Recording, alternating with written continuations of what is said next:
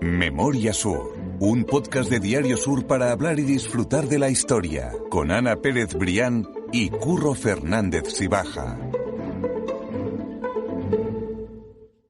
Hola Ana, ¿qué tal? Hola Curro, buenos días. Oye, estoy muy contentos porque hemos pasado de los 500 suscriptores en el podcast. Bueno, eso es una buenísima noticia. Eso es, de verdad, es maravilloso. O sea, eso traduce en que hay 500 personas que se han suscrito y que quieren que se les notifique en el móvil cuando sacamos un nuevo episodio. Y que todas las semanas nos esperan. Exactamente, esos son los que nos esperan seguro. Siempre no escuchan más, pero los que nos esperan ya son más de 500 y de verdad que me hace muchísima ilusión. Pues nada, pues muchas gracias a todos, es verdad. Sí, es verdad. Un placer.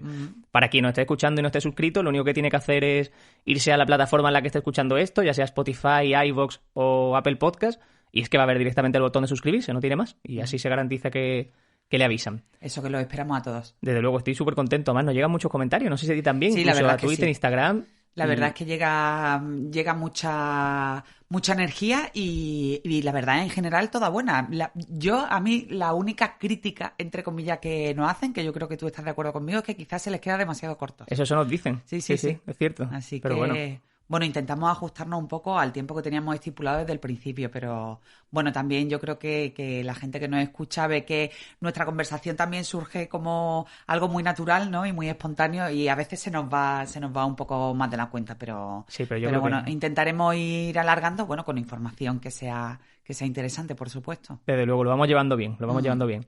Yo lo que quiero, Ana, es que nos tomemos un café para celebrarlo. Pues mira, lo podemos celebrar con un café. En vez de con una cervecita, hoy lo vamos a celebrar con un café. Sí, además con la hora que esto lo estamos grabando por la mañana, así que mejor un café. Yo creo que sí. Me parece una buena idea. Porque lo que quiero que hablemos es de cómo se piden los cafés en Málaga y de la historia de algunos de los cafés más importantes, ¿verdad? Sí, de eso vamos a hablar hoy, porque además representa una parte muy importante de la ciudad, de la historia local, de una época que hemos abordado, que hemos recorrido un montón de veces, Curro, que es esa segunda mitad del siglo XIX y el arranque del siglo XX, que corre en paralelo a esa parte fascinante de nuestra historia que hemos abordado muchas veces con la inauguración de Calle Larios, con las grandes sagas, y que también tiene una parte importantísima en el desarrollo y en la importancia que tuvieron los cafés, los despachos de café o las cafeterías en Málaga, Curro. Eso es, porque hoy vamos a hablar de cafés y vamos a hablar sobre todo del café La Loba, y luego contaremos por qué se pide el café así en Málaga.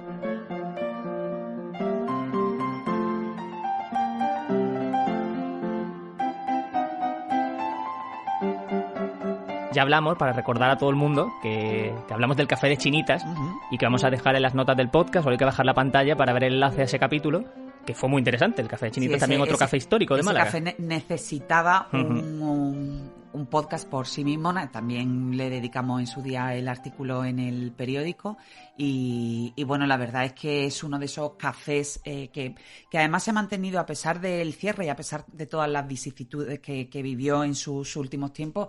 Se ha mantenido como el café casi principal en la memoria sentimental de los malagueños, ¿no? Yo creo que muchas veces también cuando recorremos esa parte del callejón del pasaje de Chinita o esa parte de la Constitución, nos acordamos de ese café Chinita y de ese esplendor, ¿no? Pues invitamos a que se escuche ese capítulo. Y Café Chinita será uno, Café La Loba, el que vamos a hablar hoy, es justo, otro. Muy cerca de Eso allí, es. con el Café Chinita. En realidad es que la Plaza de la Constitución, Curro, se convirtió durante muchísimos años en el epicentro de las grandes cafeterías o de los grandes despachos de café en Málaga. Bueno, hay que recordar, que seguramente alguien también nos lo hará saber, que el primer despacho de café estuvo en la Plaza de la Marina en el siglo XVIII, pero estamos hablando sobre todo de la época esplendorosa de las cafeterías, que está situada, como he dicho antes, más o menos entre mediados del siglo XIX y arranque del XX. Bueno, también, por supuesto, a lo largo del siglo XX hubo muchísimas cafeterías de referencia, pero ese grupo de cafetería, el Café de la Loba, el Café de la Lobilla, el Múnich, el Suizo, el Café Central incluso, que marcaron la vida, no solo la vida comercial de la ciudad, sino incluso la vida social e incluso política, porque no hay que olvidar que en esas cafeterías, en esos lugares, bueno, pues se gestaban muchas conversaciones que después pues tenían su importancia y tenían su traslado y su impacto en la vida de Málaga, ¿no? Entonces, de ahí esa curiosidad y esa importancia de los cafés. Sobre todo también la vida cultural, lo hablamos en el Café Claro, Chinitas. las tertulias políticas, las tertulias literarias, constante. todo eso tuvo muchísima importancia, y las cafeterías, bueno, pues si esas 4 paredes hablaran, ¿no? Nos han llegado, nos han llegado sí testimonios de lo que ocurría entre esas 4 paredes, pero bueno, a mí me parece fascinante. Sin embargo, como tú estabas diciendo, no era el café más antiguo de todos. Hablamos de que ese café más antiguo de Málaga es el Café de la Marina y que está situado obviamente en la Plaza de la Marina, por ir marcando esos hitos de los cafés de Málaga. En el siglo XVIII. Eso es. Y bueno, nos vamos hacia arriba por la calle Larios, que todavía en aquella época hay que recordar que no existía, porque la calle Larios comienza a funcionar, se inaugura oficialmente en 1891, pero bueno, hasta que la calle Larios abrió, pues la Plaza de la Constitución, también lo hemos explicado en otros podcasts, era el epicentro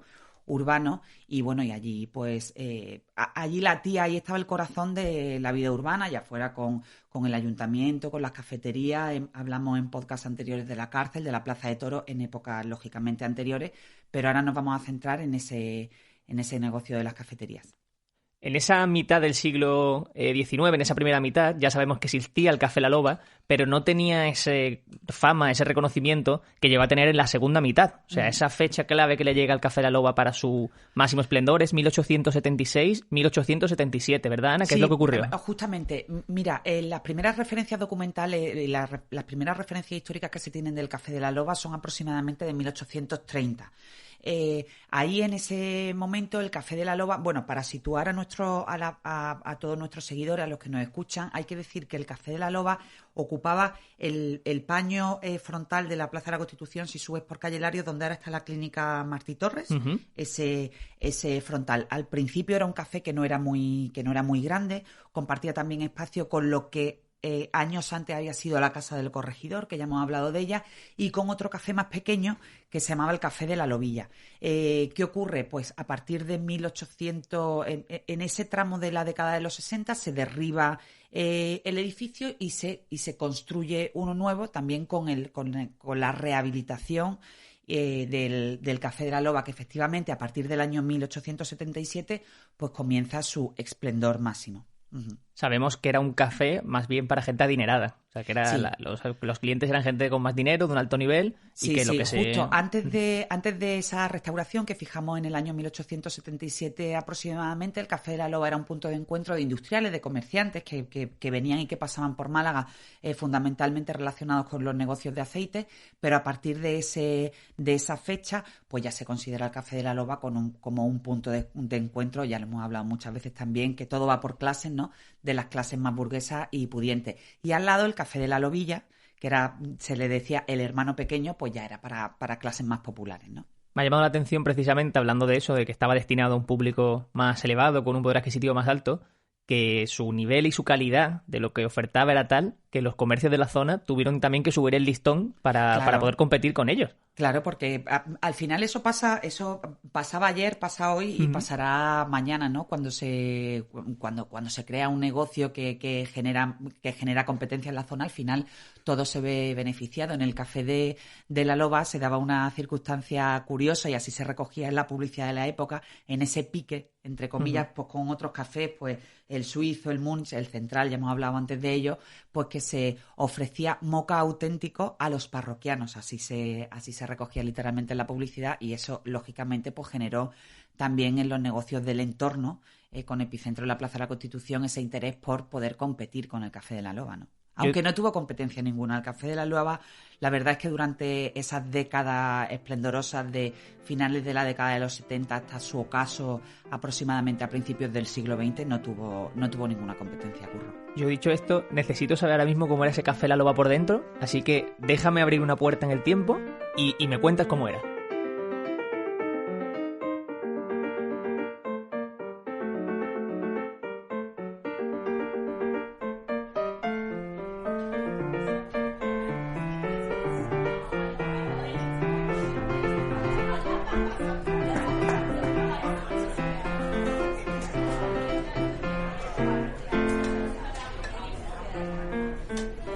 Ya estamos viendo cómo era ese café La Loba, ya estamos por aquí, Ana. Cuéntame qué es lo que tenemos alrededor, qué es lo que estamos viendo. Pues mira, Curro, te lo voy a leer porque me encanta este extracto que saqué del coleccionable Málaga 20, Historia de un siglo, que editó Sur, que yo además me baso mucho en él, me sirve mucho para mis historias que editó nuestro compañero, desgraciadamente ya fallecido, Julián Semero Ruiz. Entonces, te paso a relatarte cómo era por dentro, ¿no? Aquí ya Julián recoge que en esa evolución el café de la Loba también fue evolucionando, valga la redundancia, de la clase más pudiente y más burguesa, ya también poco a poco fue integrando las clases medias, ¿no? Pero en ningún caso era de clases populares. Entonces, mira, te recojo que entre esas comodidades destacaba un amplio salón con gran cantidad de espejos, sillas de caoba labradas. Al igual que el mostrador, también había una amplia escalera de mármol y juegos de mesa y billar en la primera planta. El establecimiento contaba, y esto fue uno de los lujos del establecimiento, con 327 mecheros de gas que iluminaban el local y que constituían un importante adelanto de aquellos tiempos. También disponía de un patio enorme con una parra que durante el verano ofrecía servicio de nevería, incluso, fíjate, Curro, que adelanto de la época, un servicio de helados y sorbetes a domicilio, y que a partir del mes de mayo se convertía en paso obligado, lógicamente, de malagueños y visitantes. Prosigue ese texto diciendo, ya en la agenda cultural de actos que había en el Café de la Loba, que en su espacioso salón se celebraban espectáculos de cante, baile, zarzuela y teatros, y demás variedades musicales que incorporaban a señoritas y profesores. Eso lo recogía literalmente en la publicidad de la época. A eso se refiere el autor e investigador de flamenco, Eusebio Rioja, en el volumen Los Cafés Cantantes, que recogía que todas las noches de 8 a 11, de 8 de la tarde a 11 de la noche, y los días festivos, había grandes conciertos a sexteto compuestos de señoritas y profesores. No daba más datos sobre qué implicaba esos sextetos de señoritas y profesores, pero sí cerraba la invitación con un comentario que yo creo que daba la medida de que el ambiente al menos no era ni siquiera parecido al del vecino Café de Chinita, que ya sabes que tuvo muchos problemas con el tema al final de la señorita y de los espectáculos poco morales, para la época. Poco ejemplarizantes para la sociedad de la época. Pues en este caso, Eusebio Rioja recogía que esos espectáculos de señorita y de profesores contaban con una concurrencia distinguida. Sí, que era como darle se ese entendía caché. que además tampoco la ausencia de grandes escándalos en el Café de la Loba, bueno, pues al menos te permite aventurar que aquello no se iba mucho de las manos, o si se fue, realmente no ha llegado hasta nuestros días. También, que era un plus para aquella época, también se valoraba mucho la cocina, o sea, la calidad de lo que salía, ¿verdad? Justo. Fíjate, y en aquella época, hoy que en una sociedad estamos tanto con los alimentos nutritivos, con los alimentos saludables, con todo lo eco y todo lo bio, pues ya a mitad del siglo XIX se ofrecían almuerzos sanos, nutritivos y agradables. Y después menús de comida que costaban de 4 platos, además de la sopa. La sopa estaba presente en todas las... A Mafalda le horrorizaría... Sí, desde luego, Mafalda no me acabo de gustaría para acordar nada. de ella. Sí. Le horrorizaría ir al Café de la Loba. No, porque claro. la sopa estaba presente en todos los menús. Me ha gustado mucho eso por lo que te digo, porque incluso en aquella época ya estaban viendo el ofertar un menú de comida que fuese de calidad y que fuese algo que distinguía. Curro, al final siempre, mira, resto. yo creo que hacemos este podcast y todos los que nos siguen al final van a aprender dos cosas de la historia de Málaga. La primera, que siempre digo, que la historia es circular. Total. Y que al final, sobre todo en esa época, ¿no? Y que al final está todo conectado. Y después yo también me estoy dando cuenta, Curro, que al final está casi todo inventado. Pues sí. Mira, por ejemplo, con motivo del artículo que escribí sobre la inauguración de Calle Lario, sobre la que también hemos hablado, se recoge literalmente, Curro, en la prensa de la época, que lo que se ofreció a los invitados y a las autoridades fue un lunch. Sí. Yo me acuerdo que cuando escribí el artículo alguien me hizo un comentario que decía, ¿cómo eres capaz de poner esa expresión que ahora está tan de moda y que, bueno, un almuerzo? No, es que se recogía literalmente a finales del siglo XIX que aquello era un lunch. Entonces, bueno, al final todas esas novedades y todas esas modas que van y vienen, bueno, pues tenían su presencia y su importancia en la época, la hemos ido recogiendo y ahora se vuelven a poner de moda, ¿no? Pero ya existían, ya, Curro, casi todo está inventado. No, pero que también nos tiene que servir porque muchas veces miramos al pasado con cierta superioridad Sí, y no totalmente. tiene por qué, ni mucho menos. O sea, Sí. simplemente es un contexto, pero que eran Además, igual de que verdad, nosotros. hombre, por supuesto, muchas cosas de las que contamos aquí, además, también hay que tenerlas en cuenta con el contexto Eso es, de la época, claro. desde luego. También había espectáculos fuera, ¿verdad? Del Café Sí, La sí, Loba. sí. Había una serie de espectáculos que en esa época también tuvieron que ser absolutamente Sí, bueno, además incomparables. eran un lujo auténtico porque, bueno, ya hemos contado que el Café de la Loba fue el café emblemático de la Plaza de la Constitución. Imaginar que en la Plaza de la Constitución todavía no estaba de más la Fuente de las Tres Gracias, que ocupaban mucho espacio. Entonces, pues en esa terraza, el Café de la Loba y el Café España se organizaban para montar espectáculos que eran fabulosos, conciertos en verano e incluso, Curro, hay crónicas históricas que recogen espectáculos de fuegos artificiales.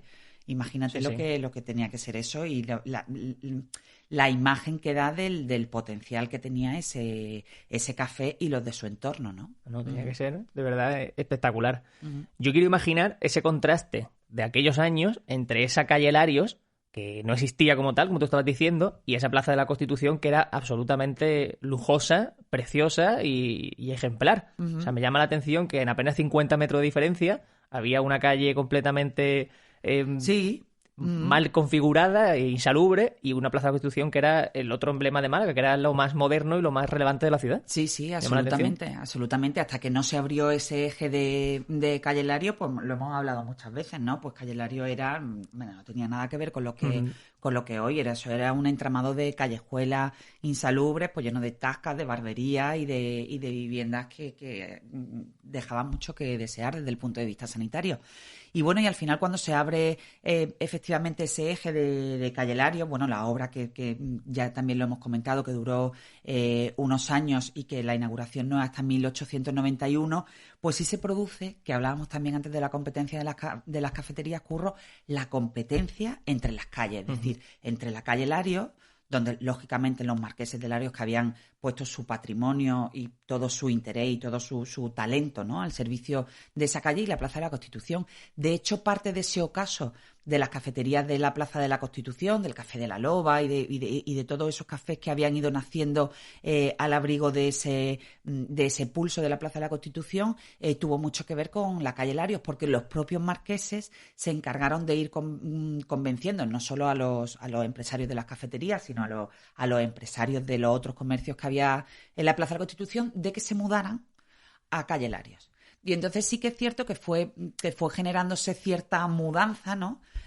Fue cierta mudanza del interés y una mudanza física de los grandes establecimientos que decidieron asentarse en Calle Larios. Y aquello generó el ocaso de muchos de esa zona de Málaga, de la que hablamos, de la Plaza de la Constitución. Hoy parece que están conectadas, pero antes no era tan eran dos bandos, sencilla prácticamente. esa conexión natural entre la Plaza de la Constitución y la Calle Larios. Y se abrió, pues, bueno, una auténtica batalla, si me lo permite, entre comillas, para ver quién se quedaba con los mejores comercios y las mejores firmas. Hablando del Café La Loba, que es lo que hoy nos ocupa, tenemos que decir que precisamente fue esa calle Larios lo que mató al Café La Loba, que dejó de existir al muy poquito de empezar el siglo, ¿verdad? Al arranque del siglo XIX, Curro. Uh-huh. Pues yo creo que tuvo el tiempo de gracia de la década, así un poco del final del esplendor y el arranque de la decadencia, y ya con el arranque del siglo, ya el Café de la Loba pues pasó a nuestra historia, ¿no? Y a esa memoria sentimental donde están todas esas cafeterías. Estamos hablando del Café La Loba, pero hay muchos más cafés que se situaban en la plaza, lo que tú has estado comentando antes, ¿verdad? El Café Múnich entre ellos. Sí, el Suizo, el Café Central, el Café Madrid, el Múnich, había muchísimo, el Café de España. Uh-huh. La verdad es que todo aquello era una... Muchas veces, no sé si a ti te ocurre, me encantaría visitar aquella época para, ¿verdad?, con la información que tenemos un paseo, hoy. Sí. Ir paseando por Calle Larios, por la Plaza de la Constitución. Pues mira, aquí estaban las Bocacalles, y la verdad es que tenía que ser la Alameda. Precisamente en uno de esos cafés hay una historia muy curiosa, que es la que nos devuelve Anita Delgado, que para quien no se acuerde, estuvimos hablando de ella hace 2 o 3 podcasts, y esa historia relacionada con Anita Delgado se produjo en el Café de la Castaña, ¿verdad? Sí, justo, el Café de la Castaña también fue uno de esos cafés, bueno, tampoco tuvo muchísimo esplendor, Pero sí por la curiosidad de la historia, el dueño del Café de la Castaña era el padre de Anita Delgado, de la que ya hemos hablado aquí, de la Maharani de Capurtala. Y bueno, pues el padre de Anita Delgado fue uno de tantos empresarios que estuvo afectado por la crisis, por la plaga de la filosera, y bueno, no tuvo otra salida que poner en su negocio, pues en la trastienda, juegos de azar. Los juegos de azar estaban absolutamente prohibidos en la época, y en el caso de que estuvieran permitidos tenían un gravamen pues casi imposible, ¿no? Claro. Para la ya debilitada economía de los empresarios. Bueno, entonces el padre de Anita Delgado se arriesgó con aquel negocio un poco oscuro, y bueno, y ahí está la curiosidad del Café de la Castaña que estaba en sus manos, ¿no? Después la familia ya se trasladó a Madrid, y allí en Madrid fue pues cuando Anita Delgado empieza esa fulgurante existencia alejada del café de Málaga, de la vida en Madrid, y con las puertas abiertas nada más y nada menos que a la corte, que a la corte de la India, ¿no? Por su matrimonio con el Marajá de Capurtala. Sobre Anita Delgado, hablaremos en el próximo capítulo, que estamos preparando algo muy chulo, y seguro que en el de la semana que viene la gente lo disfrutará. Y ya lo prometido es deuda, Ana. Ya lo que nos queda saber es por qué se piden los cafés en Málaga como se piden y cuál es la historia que está detrás, porque no tiene nada que ver ni con el Café La Loba, ni con el Café de la Castaña, ni con ninguno más. El epicentro de esta forma, yo creo que ya sentimental, ¿no? De pedir los cafés en Málaga, que total, te sales quizás de...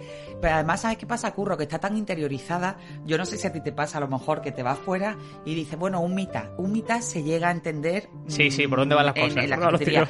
Pero a ti a lo mejor se te va un poco la cabeza y estás acostumbrado a pedir de carril, y yo me acuerdo que una vez pedí en una cafetería de Murcia un sombra y un pitufo, y el camarero me miraba así como diciendo, pero bueno, esta señora que ríete de... Claro, me pasó porque yo estudié en Granada y yo cuando llegué es que ni me había parado a pensarlo, y pedí una nube y me dijeron, pero pues nada, toma el ¿qué pasa paraguas aquí? Exactamente. Sí. Es muy súper curioso. Bueno, pues esa forma de pedir los cafés, el responsable fue el dueño del Café Central, ¿no? Aproximadamente en la época de posguerra, más o menos en los años 50. Este señor se llamaba José Prado Crespo, y bueno, pues imagínate, en su despacho de café, el Café Central, que al principio era muy pequeñito, no es como lo conocemos hoy con ese fabuloso mosaico, ¿no? Que tenemos nada más al entrar. Bueno, pues él llegó un momento en que, pues bueno, se cansaba de que todos los parroquianos llegaran a su negocio y decía, hay un poquito más de café, venga, no, un poquito menos de café. Entonces aquello le generaba, para empezar, un gasto en café, y le hacía perder mucho el tiempo, porque a lo mejor tenía que poner otra vez la cafetera, es decir, el café entonces se pedía con los dedos, ¿no? Pues 2 dedos de café, 3 dedos de café, y como que casi nadie estaba a gusto. Hasta que él dice, bueno, pues yo voy a poner un sistema, ¿no? Con las formas de pedir café, y que incluya desde lo más mínimo que hay, la nube que tenemos hoy, hasta el solo, ¿no? Entonces, pues alumbró ese calendario con 9 maneras de pedir café. Y bueno, ¿qué ocurrió? Que a la hora de ponerlo en el mosaico ese que hoy sigue mítico en el Café Central, incluso en los paquetes de la publicidad de Café Santa Cristina, que además pidió permiso para poder utilizarlo en sus productos, bueno, pues para que fueran 10 y para que fuera par, ¿no? Y quedara bonito sobre el mosaico, pues por lo visto había un gitano muy gracioso que era camarero del bar, y que le dijo, bueno, don José, pues el décimo que queda, él no me lo ponga. Y entonces el vaso vacío. Y queda registrado. Sí, justo, ya ha quedado registrado, con lo cual esas 10 maneras de poner café en Málaga va desde el no me lo ponga, la nube, hasta finalmente el solo. Eso es, ahí en total son 10 tipos. Todo ese catálogo donde ya somos capaces de decir exactamente qué queremos. Eso es, son 10 tipos. Que por cierto, yo soy de sombra. Ah, pero yo soy de nube, es que yo no soy muy cafetero. Entonces, claro, a mí no me queda otra. Sombra. Y sombra, y normalmente con hielo. Me encanta. Oye, pues con el hielo yo me lo apunto, porque a mí precisamente lo que me chirría del café es eso, es tomarlo tan caliente y tal. Pues toda la gente que va soplando, está así que pues voy a probarlo. Pues ya me has dicho lo que tú pides, yo te digo ya que yo pido una nube, así que voy a pedirlo, y a los oyentes lo dejamos citados para la semana que viene. Oyentes. Oye, que nos lo cuenten, que nos lo hagan llegar, claro que sí. Que eso es nada más malagueño que eso, y más ahora que está el Día de Andalucía a la vuelta de la esquina, así que vamos a celebrarlo con café. Mil gracias, Ana. A ti como siempre, Curro. Memoria Sur es un podcast de Diario Sur. Escucha un nuevo episodio cada semana en iVoox, Spotify, Apple Podcasts, y consulta las referencias de este episodio en diariosur.es.